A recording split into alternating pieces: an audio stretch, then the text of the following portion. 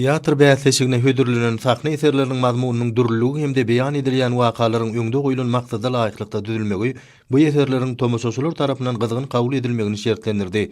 Drama eserleriniň esasy bölegi ýurdumyzda denanlara goýulan sarpa, olaryň döredен ili işleriniň mertebesi, nesil terbiýesine denan mehremliginiň derwaýslygy dogrusyny ýaşlar terbiýelemekde iňňän ähmiýetli urlara bagyşlandy.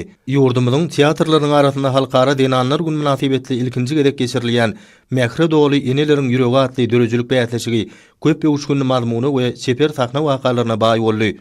Şu gün paýtagtymyzyň merkezi künjeginde ýerleşýän Magtumly adynaky Saly drama teatryna ýeňjiler sylaklamak dabarasy öz bolşly Sungot bayramyna öwrüldi. Arkadağ şäheriniň Aman Gulmämmedow adynaky döwlet drama teatryna sahnalaşdyrylan Kärdigenler atly sahna oýny bäsleşigiň emin agdalarynyň ýokary bahasyna münasip boldy. Dähmesör halkymyzyň şol sany türkmen denanlarynyň ihlasany, gahrmançylykly dähmetini wasp edýän sahna eseri ýene topragymyzda bildirilýän hormatyň senatyna öwrüldi. Ýeňjilere diplomlar, hormat hatlary hemde ýürüýte sowgatlar gowşuruldy.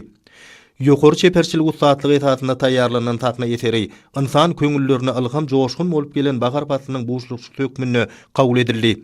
Bäsleşigiň çäklerine goýulan sahna eserleri Mehriban gelin ýyllarymyzda medeniýet we sungat işgärleriniň öz bolşy sowgatyna öwrüldi. Halkara denanlar gün münasibetli geçirilen teatrlaryň dörejilik bäsleşiginiň ýeňjileri özlerini bildirilen hormat üçin gahrman arkadağymyzda hemde arkadagly gahrman terdarymyzda tüý sürekden çykýan hoşallyklaryny beýan edip, mundan meýlekde dörejilik ukyplaryny kämilleşdirjekdiklerini nanyrdylar.